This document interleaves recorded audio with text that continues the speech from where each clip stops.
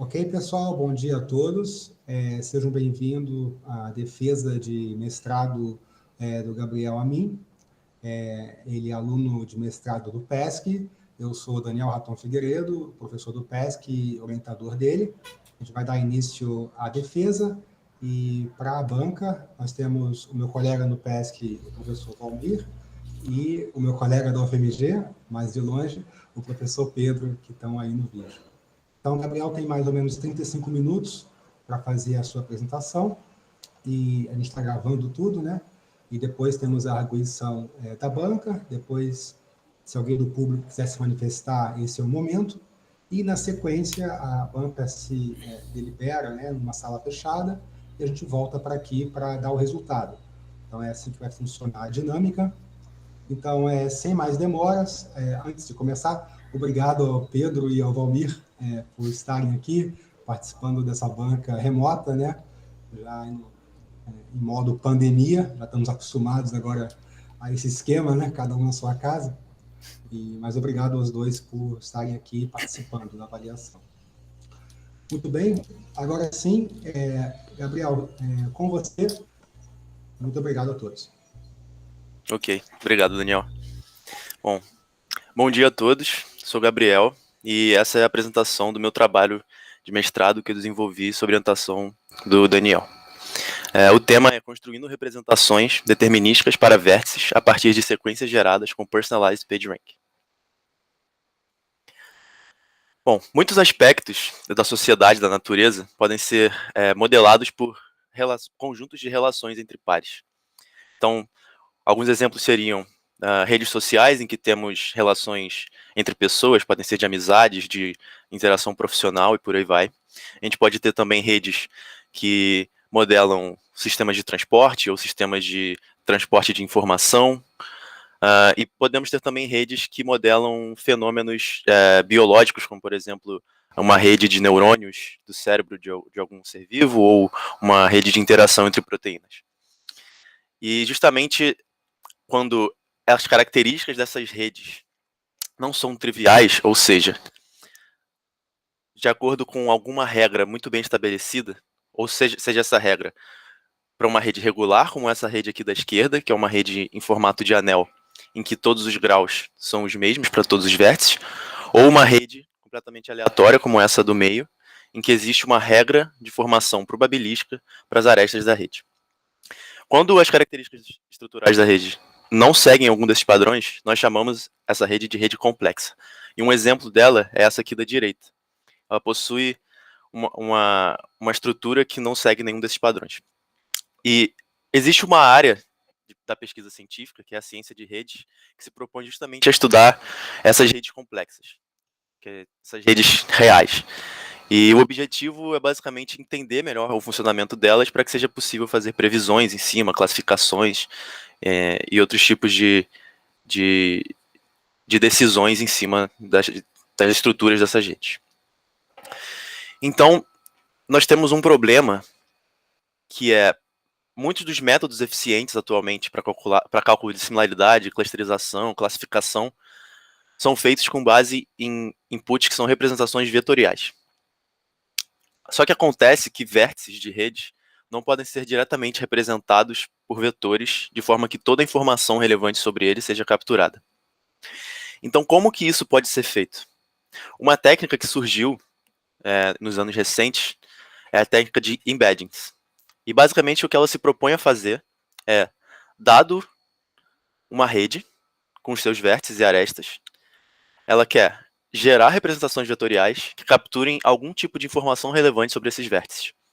Nesse exemplo aqui, para essa rede, vocês podem ver que existe uma relação de similaridade entre as representações para os vértices que têm estruturas semelhantes. Então, o vértice A e o F são equivalentes estruturalmente. Se você trocasse eles de lugar, não faria muita diferença para a estrutura da rede, certo? E as representações deles são próximas. E o mesmo acontece para o G e para o D, assim como para o B e para o C, apesar deles terem alguma diferença entre eles. Então, o que a gente propõe aqui é um método para gerar uma assinatura estrutural de vértices, em que essa assinatura estrutural vai ser gerada a diferentes níveis de importância da estrutura local de cada vértice. O método que a gente propõe é determinístico e as representações de cada vértice são independentes das representações dos demais vértices da rede. E para isso a gente vai usar o algoritmo do Personalized PageRank, que eu vou explicar mais à frente na apresentação. As contribuições do trabalho são esse novo método de embedding baseado no PPR, uma análise de consistência e de robustez de alguns outros métodos que serão apresentados a seguir, uma avaliação empírica do método sendo proposto e uma avaliação do desempenho do método proposto em um problema de classificação de vértices.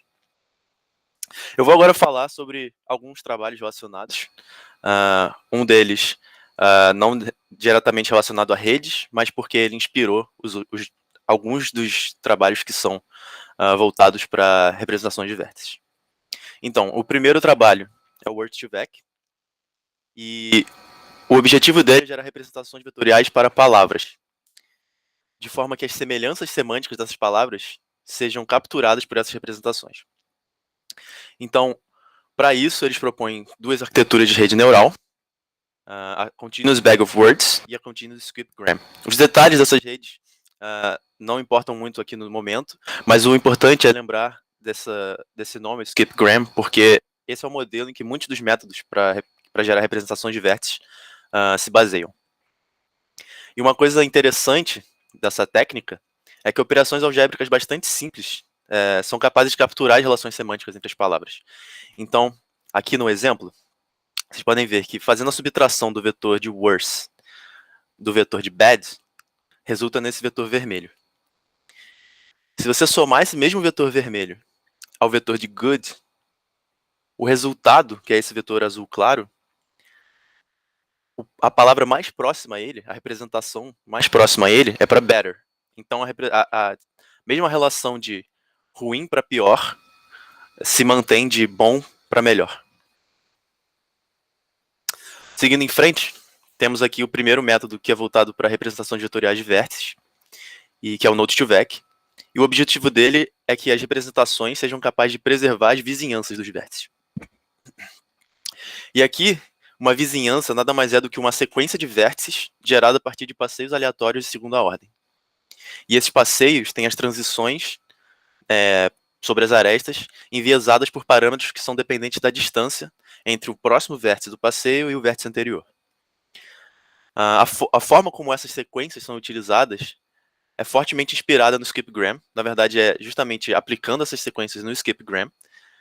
E essas sequências ordenadas de vértices são chamadas de contextos. O próximo trabalho é o GraphSage. Desculpa. E a diferença aqui é que, em vez de treinar as próprias representações, o que o GraphSage faz é aprender os parâmetros de uma série de funções agregadoras de informação da vizinhança dos vértices. Sendo que vizinhança aqui nada mais é do que um conjunto de vértices vizinhos que são amostrados uniformemente em cada profundidade. E uma coisa importante ressaltar é que o GraphSage utiliza os atributos do vértice. Atributo aqui pode ser tanto uma característica estrutural, como por exemplo o grau do vértice, quanto uma característica que é externa à estrutura da rede, como por exemplo, se fosse uma rede social, poderia ser a idade, o sexo ou a localidade da pessoa. Bom, por fim, o último trabalho relacionado que eu vou descrever é o Struct2Vec. E, diferente dos outros, o foco dele é numa semelhança estrutural entre vértices. Então, os atributos não são utilizados. A forma como isso é alcançado é por meio de um grafo auxiliar com múltiplas camadas, em que cada camada codifica as semelhanças estruturais entre as vizinhanças de todos os vértices da rede. E cada camada, então, representa um diferente número de saltos a partir de cada vértice. Os contextos aqui, ou seja, as sequências ordenadas de vértices, são geradas por meio de passeios aleatórios, justamente nesse grafo auxiliar com múltiplas camadas. E as arestas em cada camada são enviesadas pela distância estrutural entre os vértices. Distância estrutural é uma métrica definida no trabalho, que eu não vou entrar em detalhes aqui, mas ela é baseada justamente na sequência de graus dos vértices que fazem parte da vizinhança de cada um dos vértices. Bom, e por fim, esses contextos novamente são utilizados no modelo Skipgram. Então, só para resumir as principais características de cada um desses três métodos para gerar representações de vértices, nós temos aqui uma diferença de foco. na qual o Node2Vec e o GraphSage focam na identidade dos vértices, ou seja, eles capturam homofilia.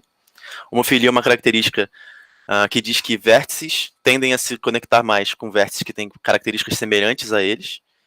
Então, isso não captura necessariamente uma semelhança estrutural, que é o foco do Struct2Vec. Todos os três métodos possuem um fator aleatório, o que quer dizer que as representações geradas, dados os mesmos parâmetros de entrada, não são necessariamente iguais toda vez. E o único método dos três capaz de gerar representações para vértices que não estavam disponíveis em tempo de treinamento é o GraphSage. Vamos passar então agora para uma análise empírica de dois desses métodos, que são o GraphSage e o Struct2Vec. E o nosso objetivo aqui era na verdade, avaliar duas coisas. A consistência entre execuções diferentes de cada um desses dois métodos para uma mesma rede e a robustez de cada um deles, a remoção de vértices e arestas de cada rede. Nós fizemos isso para 3 redes não direcionadas. Foram uma rede social do Facebook, uma rede de interação entre proteínas, a PPI, e uma rede de voos comerciais dos Estados Unidos. Para cada uma delas, nós geramos uma série de subgrafos induzidos aleatoriamente, ou seja, os vértices a serem retirados da rede foram escolhidos de forma aleatória e uniforme, deixando apenas uma certa porcentagem dos vértices na rede, e as arestas que permanecem são apenas as que estão ligando esses vértices que permaneceram. Fizemos isso para porcentagens de 10% a 90%, em passos de 10%, e os embeddings foram gerados independentes para cada um desses subgrafos e para as redes inteiras também. Ups. Bom, aqui tem uma tabela com algumas métricas dessas 3 redes. E eu vou chamar a atenção só para algumas delas, e o objetivo aqui é só mostrar que existe variedade nessas redes. Bom, para começar, o número de vértices das redes é bastante variado, então a menor tem 200 e poucos vértices, enquanto a maior tem quase 15 mil. O grau máximo também é bastante diferente. Então, o grau máximo da rede do Facebook, por exemplo, é 99, mas a da PPI é maior do que 700. Embora os vértices médios, ou os graus médios, desculpa, sejam bastante similares, o grau mediano é bastante diferente. E o coeficiente de clusterização da PPI é bastante diferente também do coeficiente das outras duas. É importante mostrar também que a menor rede, que é a de aeroportos, que é a do Facebook, possui o maior diâmetro, é um fato curioso. Bom, para fazer essas avaliações, nós usamos 4 métricas. A primeira delas foi a distância euclidiana entre representações correspondentes. Ou seja, dado uma mesma rede, para cada vértice, nós executamos cada um dos métodos uma vez, e isso gerou uma representação para esse vértice. Nós executamos novamente, e aí geramos outra representação de forma independente para esse vértice. E aí nós fazemos a distância euclidiana entre essas duas representações. A segunda métrica é a diferença entre duas distâncias correspondentes. Então, dado a representação de um vértice e a representação de um outro vértice, nós fazemos a distância entre essas duas representações. Para isso, para a primeira execução de cada método. Executamos novamente cada método, fazemos novamente a distância entre as representações desses mesmos 2 vértices. E por fim, nós fazemos a diferença entre essas duas distâncias. A terceira métrica é o coeficiente de similaridade de Jacquard, cuja definição é o tamanho da interseção de 2 conjuntos sobre o tamanho da união deles. E o que ele mede é a similaridade entre esses 2 conjuntos. No nosso caso, os nossos conjuntos contêm k vértices mais próximos de cada representação. Por fim, a última métrica é o coeficiente de Spearman. E o que ele mede é a correlação entre as ordenações de sequências de valores. No nosso caso, os valores são distâncias entre representações geradas por esses métodos. Começando então pelos resultados da distância entre representações correspondentes, nós temos aqui um gráfico para cada método de embedding, e ambos se referem à rede de aeroportos dos Estados Unidos apenas. No eixo X, nós temos o valor da métrica de distância entre representações correspondentes, e no eixo Y, nós temos a fração de valores que são maiores ou iguais àquele valor no eixo X. Ou seja, isso aqui é uma CCDF dos valores de distância entre representações correspondentes. Cada uma das curvas se refere a um dos subgrafos induzidos. Então tem aí de 10% até 90%, e também tem, claro, a rede inteira, que é os 100%. Bom, o que a gente pode observar desses dois gráficos é que a média e a mediana de todas as curvas estão bastante deslocadas para longe de zero. Ou seja, as representações correspondentes de uma execução para outra não são muito consistentes, porque se fosse o caso, elas fossem bastante próximas toda vez, essas distâncias tenderiam a ter uma média próxima de zero. Passando então para a diferença entre duas distâncias correspondentes, temos primeiro aqui uma tabela contendo as médias para todos os cenários, ou seja, para todas as redes, com cada um dos métodos de embedding. E a observação que a gente pode fazer é que a média, em todos os casos, tem uma multiplicação por uma potência de 10 a menos 3 ali na coluna. Todas as médias são próximas a zero. Então, o que isso indica é que existe pelo menos uma consistência nas posições relativas das representações dos diferentes vértices da rede. Então, apesar das representações dos mesmos vértices não serem sempre próximas umas das outras, entre diferentes execuções, as posições relativas dos diferentes vértices são. E aqui temos novamente a CCDF, dessa vez no eixo X, a métrica é justamente a diferença entre distâncias correspondentes, e novamente cada curva se refere a um tamanho de subgrafo induzido ou a rede inteira. A observação aqui é que o Struct2Vec parece sofrer um pouco mais com a remoção de vértices. Em magnitude, as medianas começam a aumentar bastante à medida que vértices são retirados. E isso pode ser explicado justamente pelo fato de que, ao você retirar vértices e arestas, você começa a perder a estrutura da rede rapidamente. Como o Struct2Vec é baseado justamente em estrutura, isso acaba afetando mais ele. Passando para a próxima métrica, que é o Jacar, nós fizemos com o conjunto de K-vértices contém, na verdade, 10% dos vértices da rede. E aqui nós temos uma tabela, novamente, com a média para essa métrica. O que a gente pode observar aqui é que nos casos em que foi usado o Struct2Vec, a média é consideravelmente mais alta.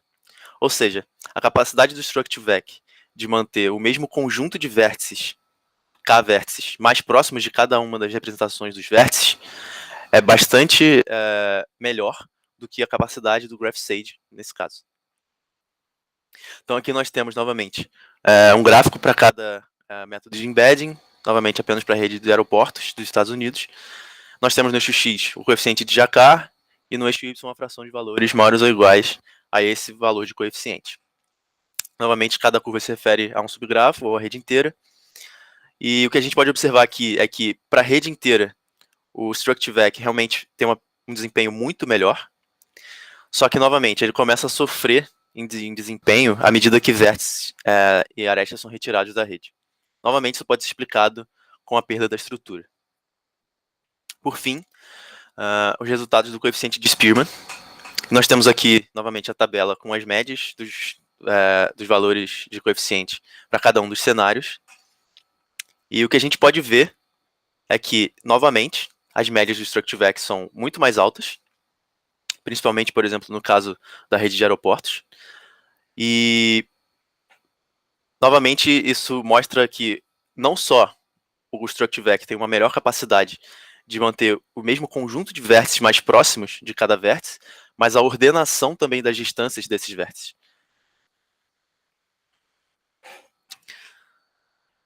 Bom, aqui temos novamente CCDFs, em que o eixo X é o coeficiente de Spearman, e cada curva se refere a um subgrafo ou a rede inteira. E, novamente, o que a gente observa aqui é que, inicialmente, o desempenho do Struct2Vec é muito mais alto, e à medida que vértices e arestas são removidos, esse desempenho começa a diminuir. Até que, quando você tem apenas 10% dos vértices na rede, o desempenho começa a se parecer muito com o do GraphSage. Vamos passar, então, à descrição do método sendo proposto. E eu vou começar explicando por alto como funciona o algoritmo do Personalized PageRank.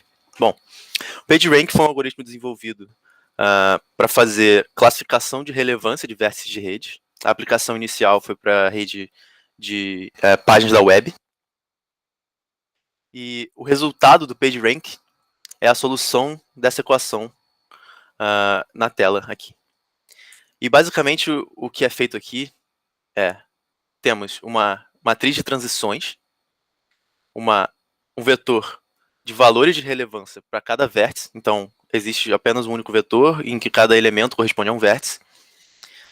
E essa multiplicação é feita de forma iterativa, repetidamente, até que chegue a uma convergência. E os valores finais de relevância indicam a relevância dos vértices para essa rede. Isso pode ser calculado iterativamente, como eu disse, e ele é um processo determinístico. A diferença do Personalized PageRank para o PageRank é que esse vetor S, aqui à direita, em vez de ser uma distribuição uniforme para todos os vértices da rede, o que ele vai ser, na verdade, vai conter valores apenas para um conjunto de vértices de interesse ou até mesmo um único vértice, que seria o vértice-alvo. No caso em que ele teria um na componente, no elemento referente a esse vértice e 0 em todas as outras.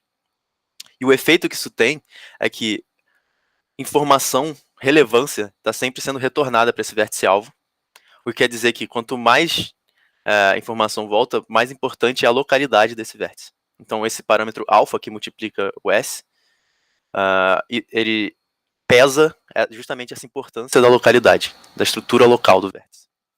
E um exemplo de resultado do PPR variando de acordo com o vértice-alvo seria esse na tela. Se o vértice-alvo do processo for o vértice A, os valores finais de relevância seriam esses.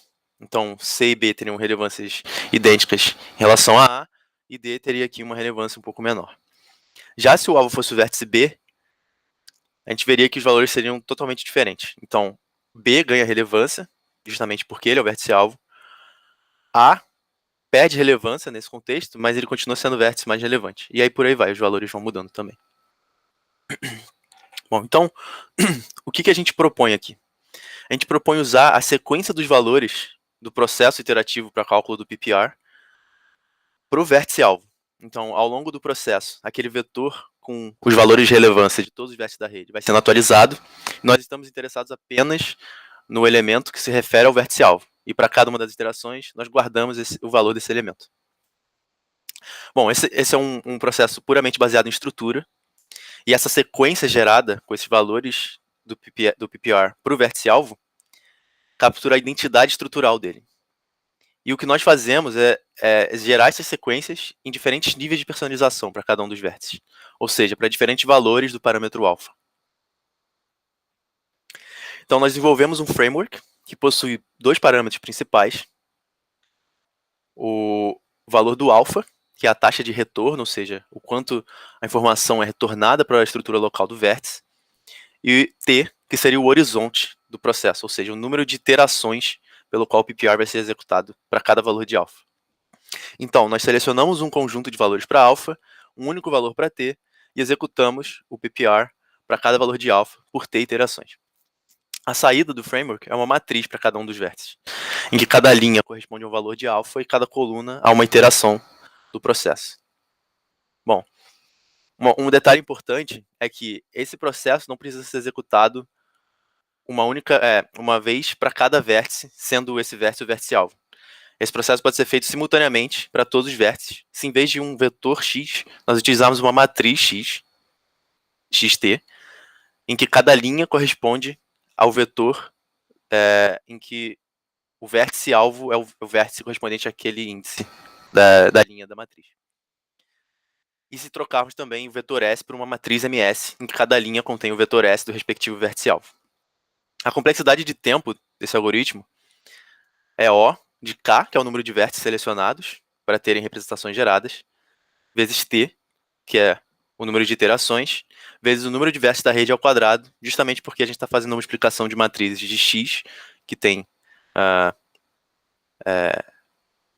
o tamanho dela, o número de colunas é o número de vértices da rede, e a matriz A, que tanto o número de linhas quanto de colunas é o número de vértices da rede. Vamos ver um exemplo aqui agora. Se nós considerarmos essa rede com 4 vértices, a matriz de transição seria essa, A, ou seja, a probabilidade de informação ser transmitida de A para cada um dos outros vértices é de 1/3, de B só pode ir para A ou C, com 0,5 para cada um, né, meio, e por aí vai, cada um dos vértices. X e MS são inicializados dessa forma, ou seja, se a primeira linha se referir ao vértice A e a última ao vértice D, esse vetor aqui quer dizer que toda a informação inicialmente está contida em A, e aqui quer dizer que toda a informação que retorna apenas para A, porque ele é o vértice-alvo, e por aí vai. Bom, aqui nós temos à direita um gráfico que tem no eixo X a iteração do processo do PPR e no eixo Y o valor de PPR do vértice-alvo. Cada uma dessas curvas se refere a um vértice-alvo. Então nós temos a curva azul para o vértice A e por aí vai. E tem dois detalhes importantes aqui. O primeiro é que claramente existe uma diferenciação entre as estruturas dos vértices que são estruturalmente diferentes. Então, as curvas, apesar de terem padrões similares, elas têm valores bastante diferentes. E, além disso, dois vértices que são estruturalmente idênticos, B e C, possuem sequências exatamente iguais. Uma outra forma de visualizar essas representações é por meio de uma rede em que temos pares de papéis estruturais muito bem definidos e visualizar como é que isso se transporta para as representações geradas. Então, aqui temos uma rede barbell, em que tem dois subgrafos completos nas pontas e um subgrafo linha no meio, conectando eles dois. À direita, nós temos um gráfico em que cada eixo corresponde a uma componente do resultado do PCA com duas componentes aplicado às representações, e cada ponto se refere a um vértice. Como vértices estruturalmente idênticos têm a mesma representação, cada papel estrutural, ou seja, uma cor, possui apenas um ponto no gráfico. E dá para ver claramente, novamente, que o método foi capaz de identificar cada um dos papéis estruturais e ainda diferenciar todos eles. Só que, além disso, não só diferenciar eles, mas também manter uma relação da similaridade estrutural dos vértices. Ou seja, os vértices 14 e 15 são muito parecidos com o 13 e o 16, porque ambos estão muito no meio do subgrafo linha. E a representação desses vértices é muito mais próxima do que a representação, por exemplo, do 16 e do 13 em relação às representações do 12 e 17, que já estão se aproximando das pontas, onde tem muito maior densidade estrutural. E por aí vai, até que a gente chega no 9 e no 20, que fazem parte tanto do subgrafo linha quanto dos subgrafos completos, e que são muito mais próximos dos vértices que são apenas do subgrafo completo. Uma outra forma de visualizar é por meio desses gráficos. Aqui nós temos novamente no eixo X a iteração do processo e no eixo Y o valor do PPR para o vértice-alvo. E cada curva aqui corresponde a um vértice. O que a gente pode observar é que, novamente, existe bastante variedade nessas curvas. Então aqui nós temos, para cada uma das três redes que eu descrevi, né? O primeiro do Facebook, aeroportos e PPI.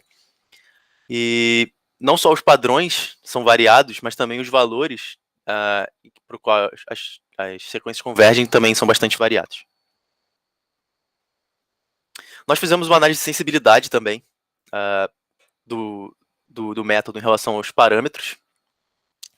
E o que a gente pode ver aqui, a partir desses gráficos em que o eixo X contém valores de alfa e o eixo Y, valores finais de convergência do PPR para cada um dos vértices-alvo, ou seja, cada curva se refere a um vértice, o que a gente pode ver é que para valores menores de alfa, as curvas tendem a se tornar mais horizontais, ou seja, o valor final para o qual a sequência de cada vértice converge se mantém o mesmo até um certo ponto. Ou seja, não tem valor em utilizar valores de alfa mais baixos. E por outro lado, à medida que o valor de alfa se aproxima muito de 1, as curvas começam a se aproximar muito umas das outras, e além disso, se aproximar da curva y igual a x. Ou seja, as representações dos diferentes vértices da rede convergem para valores muito próximos, e esse valor é muito próximo de alfa. Então também não tem muito valor em se utilizar valores de alfa muito próximos de 1. Uma última análise que nós fizemos em cima das representações foi quanto à robustez, a remoção de arestas de cada uma das redes. Então, para cada uma das redes que nós estudamos aqui, nós pegamos a rede inteira, duplicamos ela e conectamos essas duas redes com uma aresta entre o vértice de maior grau da rede. O objetivo disso é perturbar o mínimo possível a estrutura da rede, já que ele tem o maior grau, o acréscimo de 1 nele é o que perturba menos. Bom, e nós geramos representações para todos os vértices da rede, a diferentes níveis de remoção aleatória de arestas. Então, a probabilidade de se remover uma aresta foi definida para gerar diferentes níveis de remoção. Então, se é 0,9, o esperado é que 90% das arestas tenham sido removidas e por aí vai. Bom, então nós calculamos a distância entre a representação de cada vértice e o seu vértice espelhado. Fizemos também a distância entre a representação de cada vértice e um outro vértice qualquer da rede escolhido aleatoriamente, de forma uniforme. E o objetivo disso foi comparar o quão similar a representação de um vértice é ao seu espelho em comparação à similaridade dessa representação e a representação de um outro vértice qualquer que não é o espelho dele. Ou seja, que muito provavelmente tem uma identidade estrutural diferente. E aqui nós vemos dois gráficos, um para a rede do Facebook e um para a rede de aeroportos dos Estados Unidos. No eixo X, nós temos a distância entre as representações geradas pelo método utilizando as sequências do PPR. E no eixo Y nós temos a fração de valores maiores ou iguais ao valor no eixo X. Cada cor representa um grau de remoção de arestas, vai de 10, 30, 50, 70 e 90%. E as linhas tracejadas se referem às distâncias entre vértices e outros vértices aleatórios, e as linhas cheias se referem à distribuição de distâncias entre vértices e seus espelhos. O que a gente pode observar aqui é que as distribuições de distâncias entre os vértices e seus espelhos estão sempre abaixo das distribuições entre os vértices e um vértice qualquer da rede. O que quer dizer que, mesmo à medida que arestas vão sendo removidas, ainda se mantém uma similaridade maior entre as representações de vértices e seus espelhos do que entre vértices e outro vértice qualquer com uma identidade estrutural provavelmente completamente diferente. Claro que quando a gente chega no caso de 90%, por exemplo, aqui na rede do Facebook, as distribuições ficam muito próximas. Mas aqui também a estrutura da rede já foi praticamente toda perdida, então não se esperaria que tivesse realmente muita diferença. Então, o que isso indica é que existe um certo grau de robustez do método, a remoção de arestas. Uma outra observação aqui interessante é que todas essas distribuições, quase todas, né, aqui essa não tem tanto, a azul aqui, mas quase todas elas têm cauda longa. Quer dizer que existem distâncias, tanto para vértices e seus espelhos, quanto para vértices e outro vértice aleatório, que são muito maiores do que a média de distâncias. Bom, uma última coisa que nós fizemos foi aplicar essas representações a um problema de classificação de vértices. E o que nós fizemos foi, primeiramente, estudar a influência dos parâmetros alfa e t na acurácia de classificação, e posteriormente, nós comparamos o resultado de acurácia de classificação do método que estamos propondo aos resultados do GraphSage e do StructureVec. Nós escolhemos 3 redes de tráfego aéreo comercial, em que 4 classes foram definidas para os vértices, com base no nível de atividade dos aeroportos. Nível de atividade aqui nada mais é do que o número de voos chegando e saindo ou o número de pessoas chegando e saindo em cada aeroporto. E então, esse é um problema de classificação justamente de função ou papel estrutural, porque o nível de atividade de um aeroporto não segue um padrão de homofilia. Se você parar para pensar, um aeroporto grande, ele não tende a ter voos apenas com outros aeroportos grandes. Na verdade, é justamente o contrário. Ele tem um número bastante grande de voos com outros aeroportos pequenos, porque ele é um hub que conecta regiões menos populosas a outras regiões mais populosas, que seriam, por exemplo, metrópoles e por aí vai. E com alguns outros aeroportos também maiores, justamente para fazer essa conexão com regiões mais populosas. E nós usamos aqui a acurácia de classificação como métrica de avaliação. Nós temos aqui novamente uma tabela com algumas métricas, só para mostrar que existe variedade entre as redes. Então, por exemplo, a maior rede, que é a rede de aeroportos dos Estados Unidos, é 10 vezes maior quase do que a menor, que é a do Brasil. E ela possui quase 14 vezes o número de arestas. O grau máximo também é bastante variado. O grau médio também é bastante variado. O grau médio da Europa é quase o dobro do grau médio do Brasil. E por aí vai. Tem algumas outras diferenças também. como nós fizemos essa análise? Nós fizemos uma série de experimentos, e cada experimento se refere a uma combinação desculpa, de método de embedding com rede. Então, para cada rede, nós executamos cada um dos 3 métodos. E em cada um desses experimentos, nós fizemos 20 treinamentos independentes. E esses treinamentos foram feitos com divisões de 80% de dados para treino e 20% para teste, cada vez separado de forma aleatória e independente. Os modelos de aprendizagem que nós selecionamos foram Support Vector Machine, na verdade Support Vector Classifier, mas SVM é a sigla mais utilizada, né? Regressão logística e rede neural recorrente, na RNN na sigla em inglês, no caso só para o PPR. Tá? Bom, passando para a parte de otimização de parâmetros, que fizemos para as representações PPR, o que nós fizemos foi variar T e alfa e estudar os efeitos dessas variações na acurácia de classificação.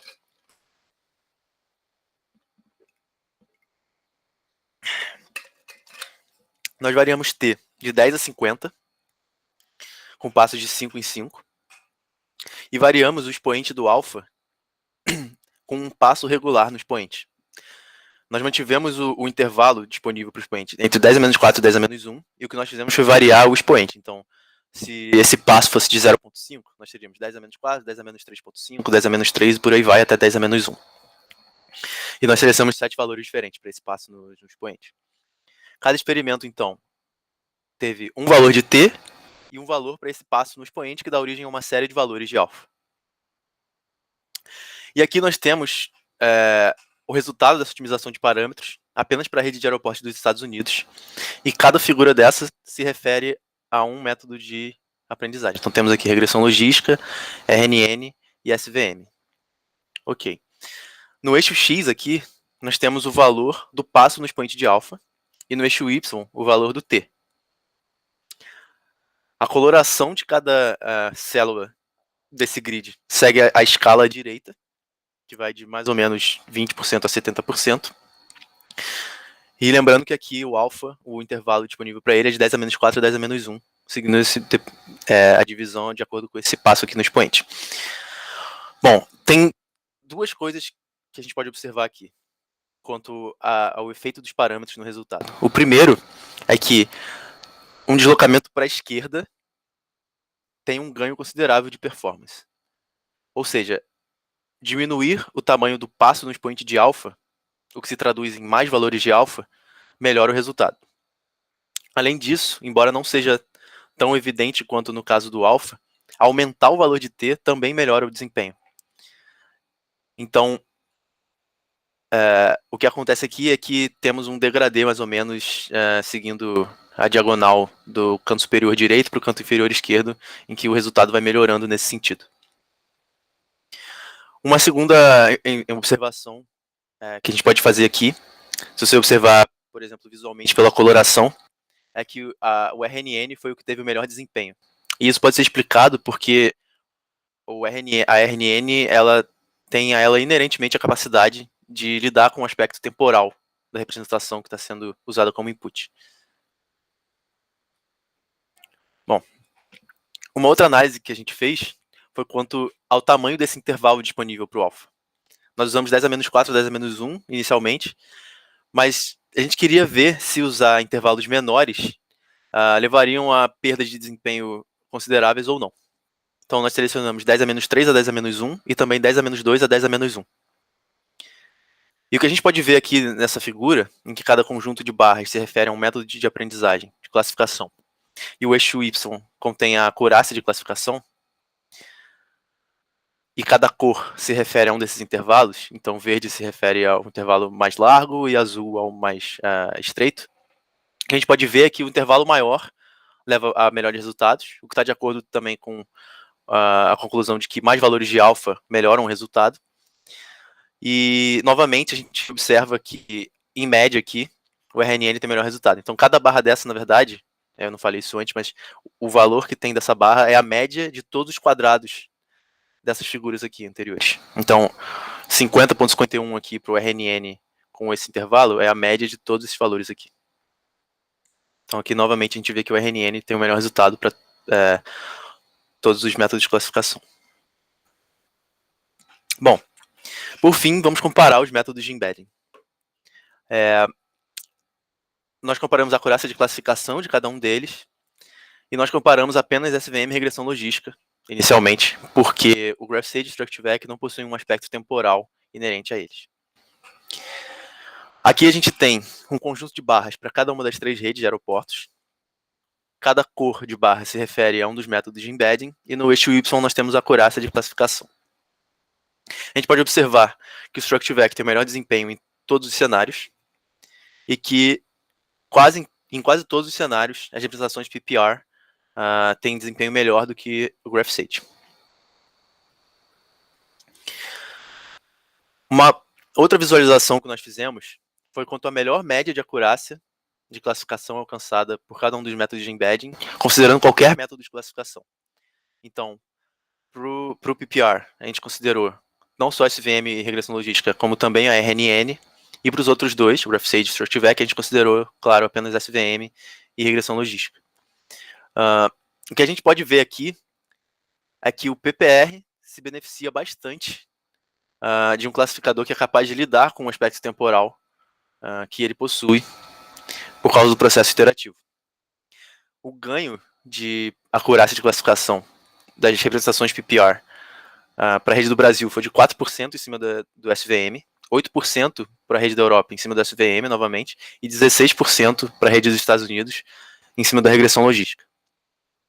Uma outra observação aqui é que o PPR se tornou um segundo colocado muito mais forte quando a gente considerou a RNN, principalmente considerando as barras de erro. Concluindo, então, nós vimos que existem muitos métodos para gerar representações de vértices. Alguns são focados em capturar uma relação de homofilia entre vértices, enquanto outros são mais focados em capturar uma relação de similaridade estrutural. Nós avaliamos o GraphSage e o StructVec quanto à consistência das representações entre diferentes execuções e vimos que existe uma certa variação que não é desprezível. E nós propusemos um método de embedding de vértices a partir de sequências geradas com o algoritmo iterativo do PPR, que é determinístico, puramente estrutural, capaz de diferenciar as várias identidades estruturais dos vértices e que possui uma representação única para cada grupo de automorfismo. Ou seja, para os vértices que são estruturalmente idênticos, a representação é idêntica. Nós avaliamos a robustez do método em relação à remoção de arestas e vimos que ele apresentou uma certa robustez. Desenvolvemos um framework bastante simples, com 2 parâmetros principais, e vimos que o método teve um desempenho de acurácia de classificação bastante bom, se comparado ao melhor desempenho que foi o StructVec. Bom, é isso. Muito obrigado pela atenção.